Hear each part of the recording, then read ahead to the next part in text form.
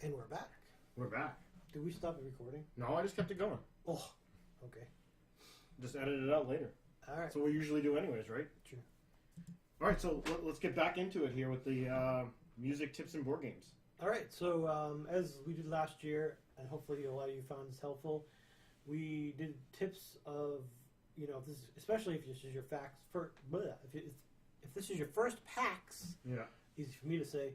This is some tips that we've found in the last few years, things to do. This year is going to be a little different than last year. The temperature, it's going to be a lot colder. So you got to be, unless you're staying in the hotel right connected to the thing, you're going to be going outside, either taking the shuttle or walking. But you got to weigh the pros and cons. Either you can get real bundled up and be warm and get there, but then you got to either carry or go to the coat. The infamous coat rack. The coat check place. Which is a disaster. Which has been a disaster on it less cold money. It's money, first of all. Not many dollars, but a few bucks. And there's a line like you wouldn't believe. Yeah. So it's up to you. So you can either do what I'm going to do, which is wear the lightest thing possible, a heavy, a sweatshirt that is going to be just heavy enough so I don't get frostbite, and small enough that I can stuff in my backpack. Definitely take a backpack if you're going. Stuff in the bottom of my backpack that I can lug around the rest of the day, or tie it, to you. But it gets hot inside there, so and you're going to be carrying it all day long. So, or buck up and just do the coat check thing, and deal with it. Hope for the best and just deal with it. Yeah. So public transportation is having some issues recently, Steve. So as many people know, Boston's gotten a ton of snow. Public transportation is not up to its normal schedule. So if you're taking public transportation, give yourself plenty of time. Check out the T's Twitter feed or website. They're still having problems. Some of them are delayed. Some are modified schedules. So not everything's plowed. Yeah. So even getting on and off the bus or whatever, you're going to get. Yeah. You're going to get snowy or icy or wet. Yep. Depending on the day and how warm it is, because everything is going to melt once it gets above 30. So let's talk about some of the specific ones for the actual expo here. One of the ones that we like to say is enter every raffle. There will be a ton of free stuff given away. Well, at least there has been in the past. I don't know how the lack of NVIDIA and companies like that are going to affect things, but I'm assuming those type of swag giveaways will continue. Well, they all take up time because what they're doing is they're trying to get you there. Fill out a stuff. They're all at different times. Like when you got to show up, you can't show up for all of them because you take up your entire day. Yeah. So you pick and choose spots where you have open. There's a lot of smaller companies that do it. Yeah. You just got to keep track of them all. That's really the hardest part, is just keeping track of all of them. Yep. What time? Because they're almost always at a specific time on a specific day, and you have to be present to win. Yeah. So.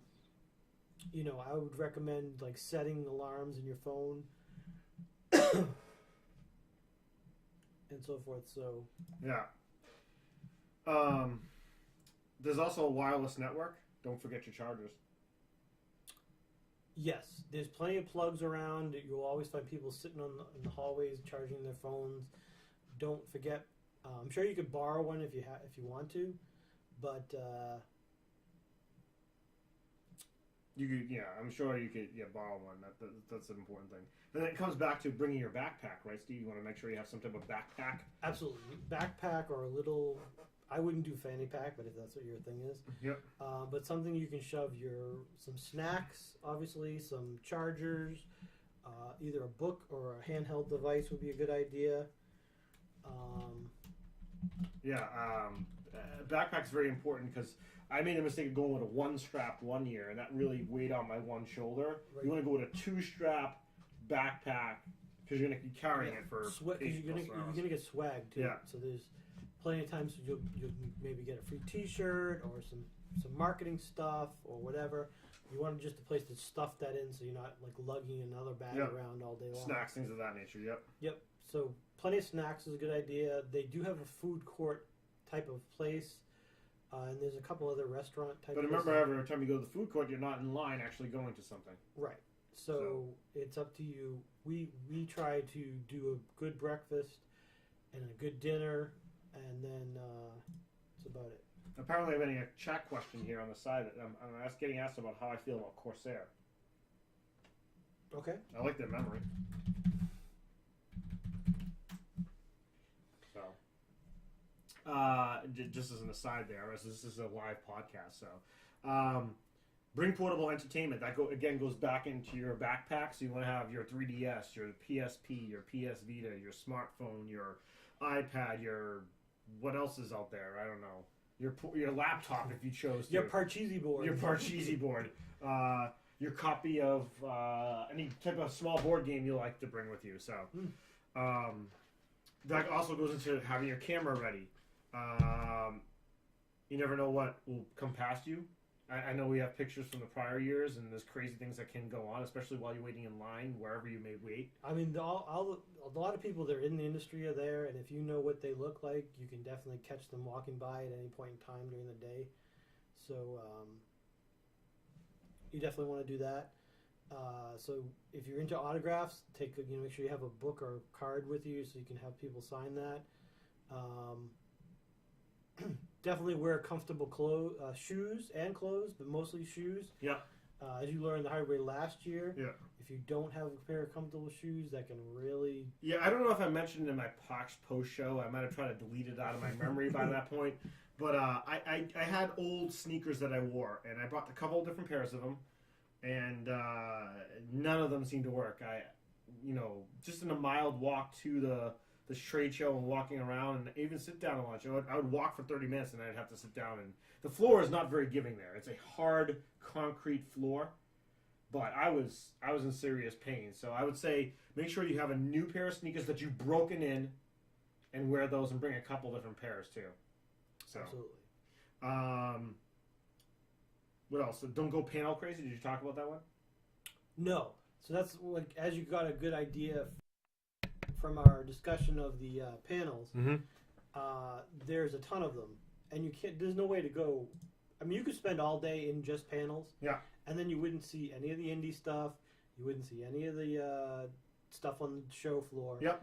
So you kind of have to do a balance. So pick the most interesting things you think are in the panels, and then just hit those. And then I would definitely stress spending a lot of time out on the floor too.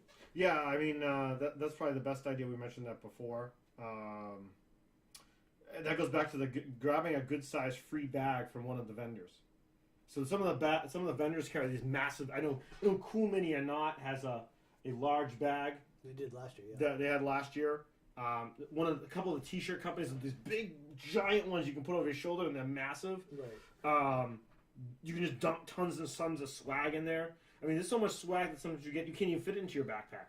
You have to have an extra bag. Right, because like if you're someone like you that ended up buying board games last year in the middle of the day, you're not going to want to go back to your hotel in the middle of the day to drop the stuff You're mixing the show, So you want to have something that's significant that can carry that stuff around. And as when it comes to purchases, bring cash.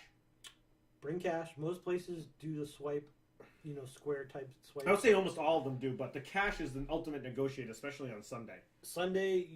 Especially the places that take a lot of inventory, you got cash in your hand, they're going to be able to a little more flexible with the pricing potentially. Also, you don't know where you're going to eat or whatever, just cash always works. So.